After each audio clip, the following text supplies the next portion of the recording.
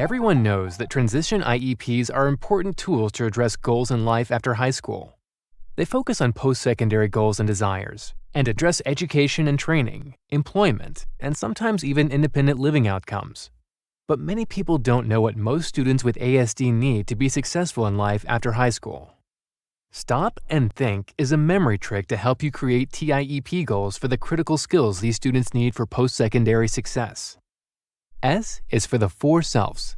Self-awareness, recognizing your skills, aptitudes, and challenges, how ASD affects you as an individual, and what accommodations you need. Self-regulation and self-monitoring, the skills you need to keep cool under stress, alert during those boring moments, and on task so you meet your goals. And self-advocacy, your ability to speak up for yourself and ask for what you need. The four S's are directly related to college and employment success. T is for the theory of mind skills that help you to think about your own thinking, to understand that your perception is different from people around you, and to use communication feedback to check the effects of your behavior on other people. Theory of mind skills don't naturally develop for most students with ASD. Unaddressed, difficulties may show up as inappropriate comments or questions that disrupt the flow of a professor's lecture, or appearing argumentative at work. Avoiding group work, getting caught up in the fine details of assignments, and not following social rules in conversation or customer service are all signs of theory of mind problems. Students may have unexpected reactions to an emotional situation and fail to take subtle hints or indirect feedback.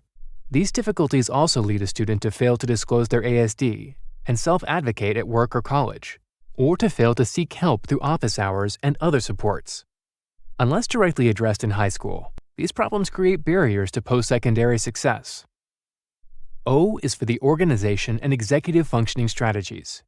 We can tell a student needs to be taught these strategies when we see problems with organizing and planning, sticking to certain rituals or rigid thinking, and getting anxious over changes in schedules or expectations.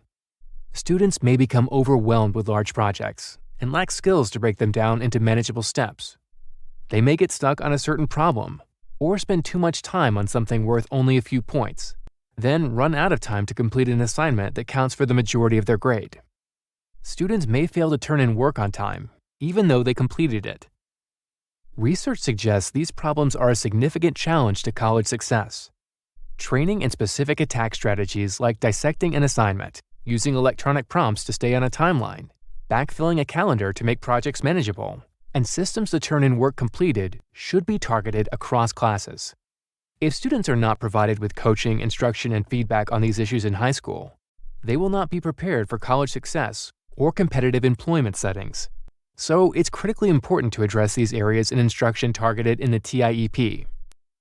P is for problem-solving skills. Being able to get the big picture and make use of context in determining meaning is involved in teamwork and confronting new situations. Students with ASD often struggle with this, and it shows up as cognitive inflexibility, resisting making revisions, or trying a different way of completing a task, difficulty considering different options, actions, or opinions, and reporting people to authorities for minor rule violations. Students may take things very literally, focus on surface language, and fail to interpret intention or missed implied meanings. T is for taking responsibility. Cutting back high-level support from paraprofessionals, parents, and teachers, and managing your own affairs. Sheltering students from real-life consequences by over-accommodating and pushing academics over extracurricular, career, or ESE courses all send the wrong message to the student. They need to learn strategies that will help them cope and thrive in life beyond high school. But we don't mean pull the rug out from under them. It's important to teach the skills needed and fade support systematically as the student is successful. H is for hygiene and presentation. It is time to clean up the act. Appearing clean and neat is expected at work and in college. Life skills like laundry, oral care, and grooming will build opportunities for social interaction and employability. I is for those interpersonal interactions. Appropriate communication, cooperation, and social interaction skills are pivotal skills that will improve outcomes in adult relationships, college, and employment. N is for negotiating skills. Being able to find a balance with instructors, other authorities, and peers is essential to success in life. K is for knowing the culture of post-high school environments. Teaching expectations and helping the students to meet them, teaching rights and responsibilities for post-secondary education and employment, and addressing ways that life after high school is different will build awareness and decrease anxiety when the school bus stops coming. Ideally, students will receive direct instruction in these skills, and with some support, they will generalize these skills in academic and extracurricular and community settings. Embedding instruction on stop and think into a standard curriculum or building time into schedules to address these skills in electives or independent study may be necessary. TIEP teams should discuss where and when and by whom these skills will be taught and reinforced. Planning and data collection is essential and will help educators track instructional delivery and measure student growth. Addressing each of these skills will give the student with ASD the best chance to succeed in college and work.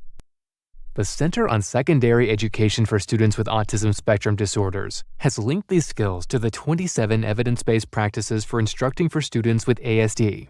You can visit the websites for the National Technical Assistance Center on Transition, the AFFIRM modules, and the National Clearinghouse on Autism and Effective Practices to learn more about these practices. If we just remember to stop and think during TIEP meetings, we will be creating TIEPs that will make it easier for students with ASD to reach their post-secondary dreams.